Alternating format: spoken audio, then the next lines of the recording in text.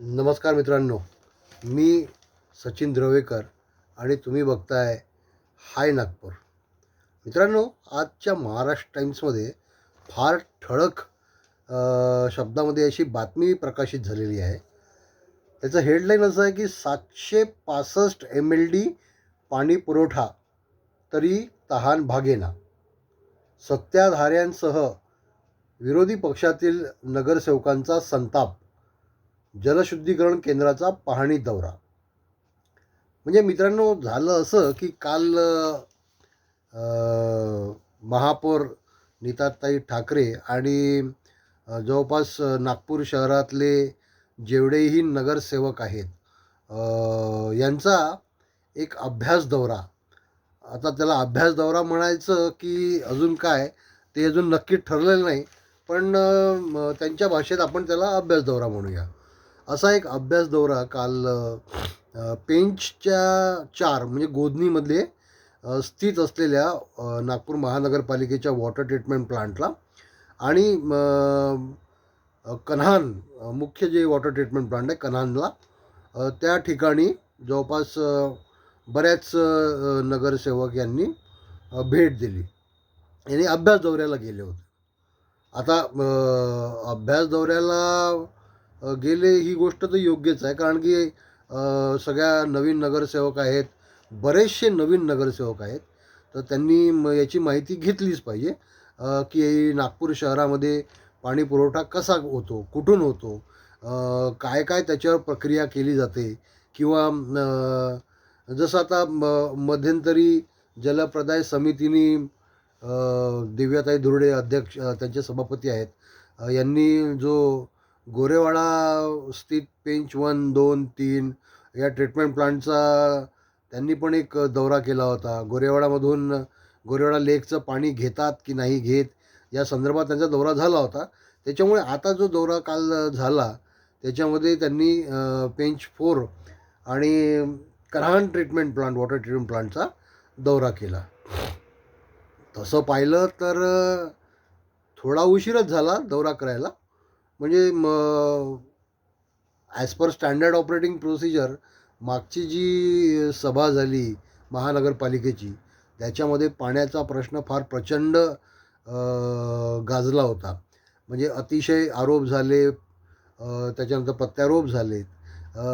पाणी नागपूर शहरामध्ये का येत नाही, लोकांच्याकडे कमी प्रेशरनी पाणी जातं, दूषित पाणी जातं, अशा सर्व विरोधी पक्षाचे जे नगरसेवक होते यांनी अक्षरशः सभागृहाला धारेवर धरलं होतं. एक नगरसेविका ज्या आहेत माननीय आबाताई पांडे यांनी तर चक्क दूषित पाण्याच्या बॉटल नागपूर महानगरपालिकेच्या सभेमध्ये आणल्या होत्या. त्याच्यामुळे ती सभा फार गाजली होती. तर मला असं वाटतं की ती सभा झाली त्याच्या दुसऱ्या किंवा तिसऱ्या दिवशीच असा हा अभ्यास दौरा नगरसेवकांचा झाला पाहिजे होता. सगळेच ट्रीटमेंट प्लांट म्हणजे गोरेवाडाचे पेंच 1, 2, 3, पेंच 4 गोधनी स्थित आणि कन्हान ट्रीटमेंट प्लांट. त्याच्यामध्ये असंही करू शकले असते की ज्या ट्रीटमेंट प्लांटवरून ज्या भागाला वॉटर सप्लाय होतो त्या भागातले नगरसेवक तसे निवडून त्यांना त्या भागाप्रमाणे त्यांचा तो अभ्यास दौरा करता आला असता. म्हणजे कन्हानला जसं कन्हान नदीवरून जे पाणी सप्लाय होतो ज्या भागाला होतो, नॉर्थ आणि ईस्ट नागपूर आणि काही पार्ट ऑफ सेंट्रल नागपूर, त्या लोकांना तिथे नेल्या गेलं असतं, त्यांचा दौरा करवला गेला असता. पण हे मागच्या सभेच्या झालेल्या पहिल्या किंवा दुसऱ्या दिवशी. आता हा जो दौरा झाला तो का झाला? कारण उद्या पुन्हा महानगरपालिकेची सभा आहे आणि या सभेमध्ये पुन्हा तेच प्रश्न येणार. उन्हाळा सुरू आहे, पाण्याचेच प्रश्न येणार आणि पाण्यावरच हंगामा होणार.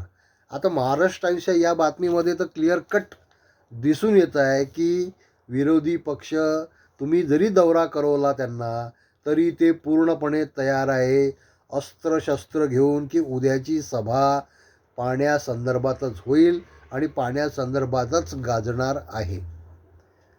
आता हा जो दौरा झाला, ह्या दौऱ्यामध्ये OCWचे जे अधिकारी आहेत, नागपूर महानगरपालिकेचे अधिकारी, यांनी काय केलं, सर्व नगरसेवकांना पेंच 4चा प्लांट दाखवला, कन्हानचा प्लांट दाखवला, कन्हान नदीवर घेऊन गेले.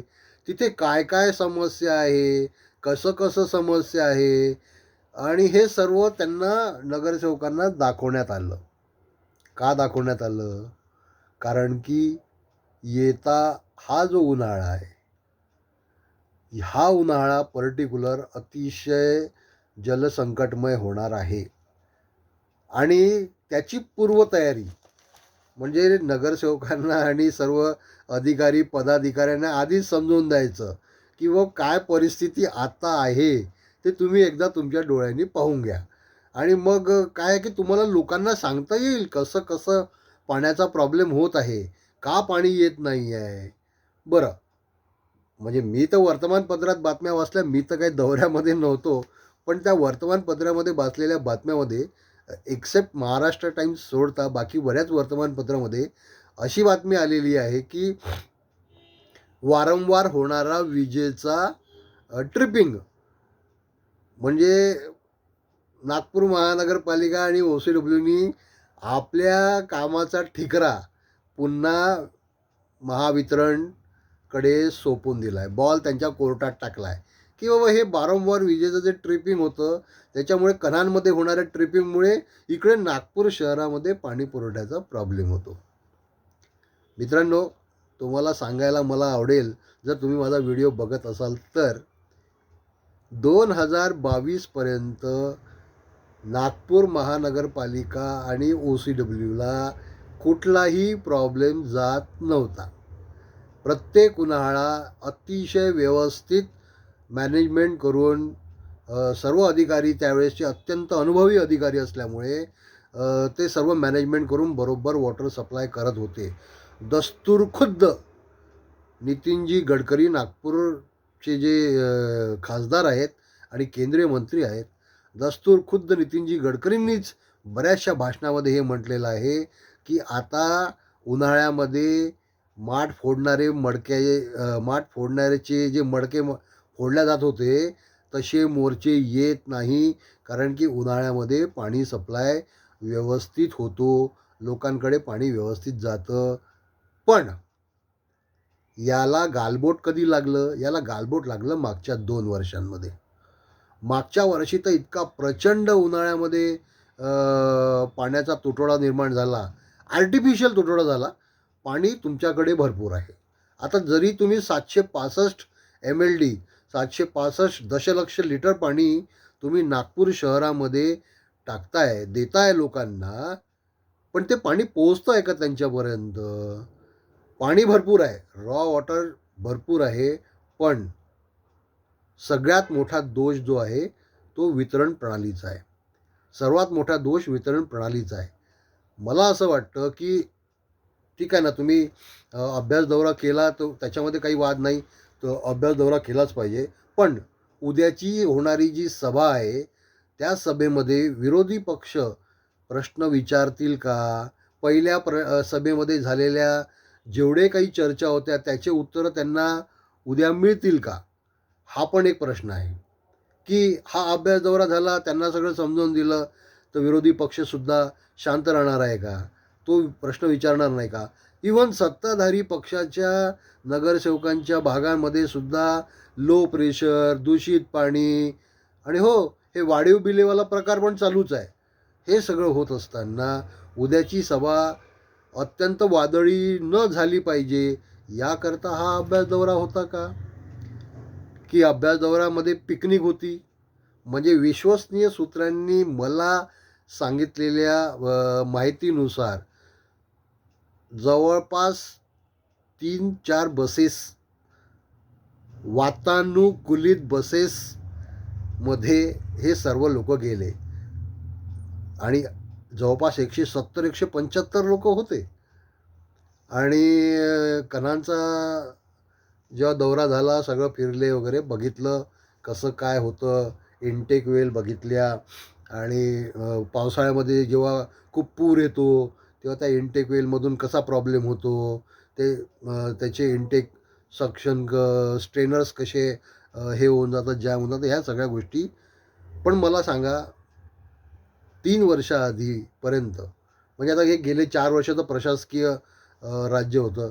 त्याच्या आधीपर्यंत नागपूर महानगरपालिकेमध्ये कुठल्याही नगरसेवकाला कन्हान म्हणा, पेंच 4 म्हणा किंवा कुठल्याही ट्रीटमेंट प्लांटला नेण्याची गरजच पडली नाही. कारण की वॉटर सप्लाय त्यावेळेस मॅनेजमेंट अत्यंत योग्य होतं. वितरण प्रणालीमध्ये सर्वपणे चोख होतं. आत्ताच हा दौरा ऑर्गनाईज केला, ठीक आहे केला, पण त्याच्यामध्ये संपूर्ण जे ट्रीटमेंट प्लांट पाहण्यात आले.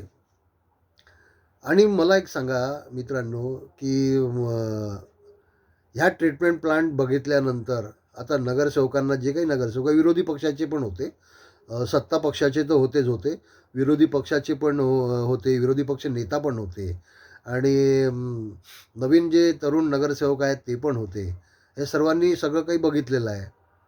जर उद्या सभागृहामध्ये त्यांनी हाच विषय पुन्हा काढला, तर कदाचित जे प्लॅनिंग NMC आणि OCWचं संयुक्तपणे होतं, की यांना सगळं दाखवून द्यायचं, मग हे लोकांमध्ये जाऊन सांगतील वगैरे, ते कदाचित फेल होईल.